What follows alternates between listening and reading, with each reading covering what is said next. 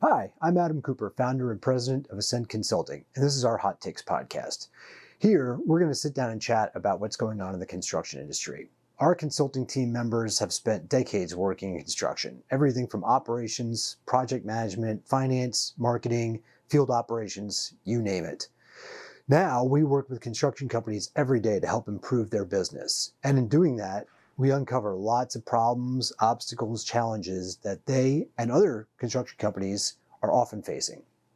So now, in this podcast, we're going to bring some of our unique thoughts, insights, and advice to you directly.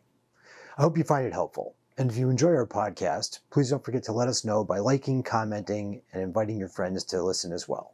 And now, let's get to the episode. I want to talk about a couple of things. So the first is I want to talk about marketing for construction companies. And I think we need to explain the difference between marketing and sales. So marketing for construction company is designed to accomplish two things. It is designed to provide you more visibility into an existing marketplace. Like they don't know about you. For example, a residential home builder is trying to find people who want to build a new custom home. So they are trying to connect with people. So think business to consumer marketing, B2C.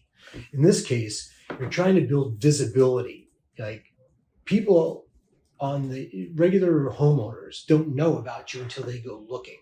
So marketing in this case is about getting your name out there and building like your search engine results, because they're going to Google custom home builder in whatever city or geography they're in. So like, for example, here, people might say custom home builder Atlanta or custom home builder Marietta, or custom home builder LJ, right? And so you're trying to build your visibility.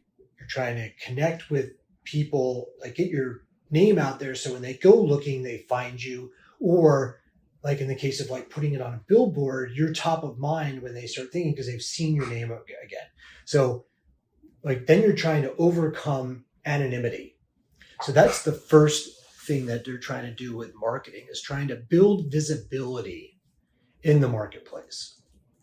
The second thing that you're trying to do with marketing after you've built visibility is you're trying to generate opportunities. So now you're already knowing the marketplace. So think about a commercial contractor. So think about like our client, JR Electrical.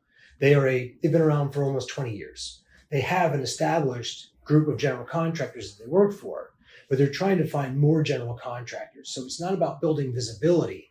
It's more about building credibility. It's about saying, hey, you might know us as a company that does small retail or does lighting, but we actually do all these other things. We do mission critical. We do healthcare. We do these other areas, these other market sectors, these other services to make them more appealing to the marketplace that they're already visible in. So like all the general contractors in Atlanta know JR Electrical, but a lot of them think they're too small to use them on their projects, or they don't specialize in the type of work that this general contractor does. So now they're trying to build more opportunities by going out to their existing market, and they're trying to build not visibility, but credibility. So I see that as like the two areas of marketing. The other thing is marketing is not sales. So when you run a marketing campaign, like we do, we are trying to drive leads into a business. But just getting somebody to fill out a contact form or schedule a consult or call their office to talk to somebody, that's the purpose of marketing. Once that person fills out the form, sends the email, schedules the consult, you are no longer in marketing. You're now in sales. And contractors sometimes don't understand that. They think that that's still marketing's job to follow up with the lead and nurture the lead. Once you've got the lead, it is no longer marketing. It is now sales.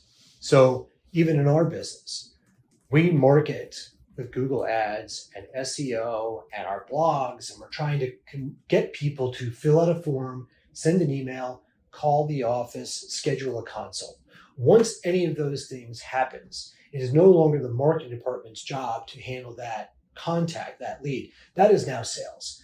Our clients sometimes blur the line. They think, well, They filled out a contact form. What are you going to do next as a marketing department? We shouldn't be doing anything. It should really be the sales team that now takes that opportunity, that lead that came in, and they now pursue that lead. They do the outreach. They do the follow-up. They have the sales consult. They send the follow-up emails. They generate the proposals. And I think it's really important that contractors understand that marketing is just designed to, I always like to use fishing as my analogy. Marketing sets the line, hooks the bait, puts the bobber on it, and puts it in the water. Once a fish nibbles or bites, that is now sales. Sales is the one who now has to pick up the rod and reel and work that fish, work that lead to reel them into the boat so they become a client, or get a good enough view of that fish to realize this isn't the fish I'm fishing for. I don't want them, and throw them back, cut them loose. I don't want to pursue that lead anymore. Hey, we got a lead as a custom home builder.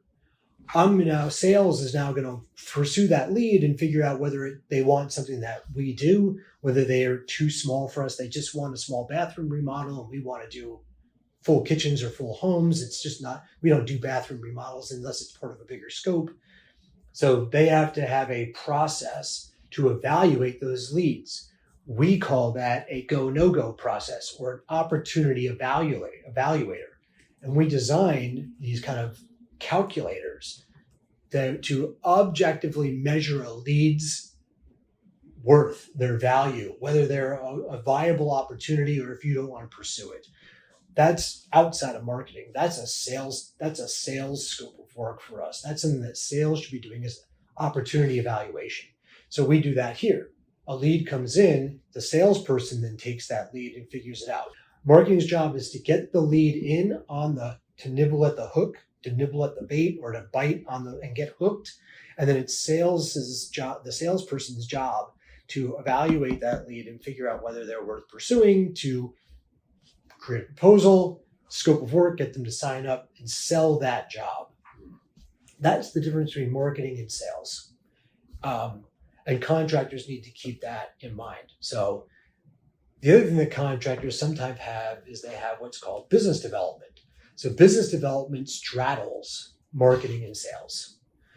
So business development is typically more lead nurture or lead gen. So a business development rep, as a general contractor, is either going out to the developers and the real estate managers that they know, or they are trying to find new ones and forge relationships. So business development is more outbound strategy as opposed to inbound strategy. And business development really relies on human-to-human contact.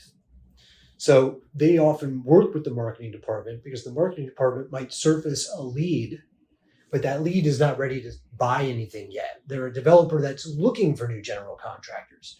So now you hand that over to business development, and business development goes out and builds that relationship with that developer so that they get qualified to bid on the next opportunity. The developer may not have something ready right now, but you're talking about building a relationship. Then once that relationship yields an opportunity, that developer says, hey, I finally got a project. Typically, it's the business development rep who brings that into the office, works with the estimating team to get an estimate put together, and then delivers that back to the client. So they're kind of straddling.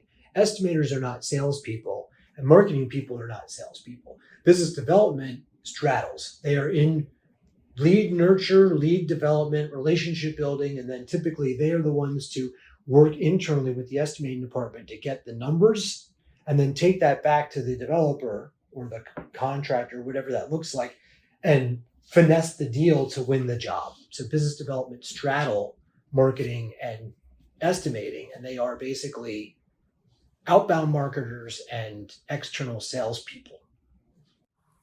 Okay.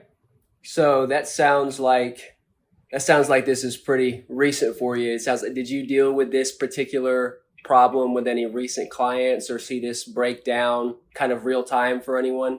Yeah, because they weren't doing a good job of lead follow-up as salespeople. And then they were saying this lead was unresponsive. Well, because maybe you waited 3 days after they came in to call them, and you weren't the only people they reached out to. So typically sales needs to be very prompt with their with their actions. So as soon as a lead comes in, sales should be following up within 24 hours. Typically, I would say they need to be following up the same day if the lead came in before lunch. If the lead came in late in the day, the following morning would be good. So with the same day or within 12 hours of lead coming in. So they came in at 5 o'clock in the evening, you should be following up with them at 9 a.m. the next day, business hours. If a lead came in before lunch, you should be following up with them before the end of the day. And like with they weren't doing a very good job of lead follow-up, or the lead called the office. That was the initial contact, and the person they had answering the phone was awful. That's not who you want. Or it went to an answering service. That's awful. It should never go to if it goes to an answering service outside of business hours, that answering service needs to be trained to collect certain information and then convey the message of, we will have somebody get back to you before noon the next day, and then make sure that those messages are promptly delivered to the company so they can be prompt at responding. And the faster you are at responding to a sales lead, the more likely you will get the job. The longer you take to respond, the more unlikely it is that you will get that job, just because buyers are impatient. And when they actually call the office, they want to talk to somebody. So the best is to have somebody who can answer the phone and get them to the right person right away, or collect enough information and then have that call return promptly. That happens here. People call our office. Kelly answers the phone, and Jeff, Greg, and I are tied up. We're out of the office, we're at client sites, or we're on other calls, or we're in meetings. She'll either interrupt us to say, can you take a call? Or she will say, I'll have somebody get back to you right away. And then she gives it to whoever's available, or she sends an email out to all three of us. We know we have to get back to that person promptly. And that's the type of response and attitude and you need to take as a contractor the same way. You have to treat each lead like it's a great lead and call them back right away. Put them in touch with somebody on the call that can answer their questions. Like, the longer you wait, the more likely you will not get the job. Your chances diminish quicker and quicker the longer you wait.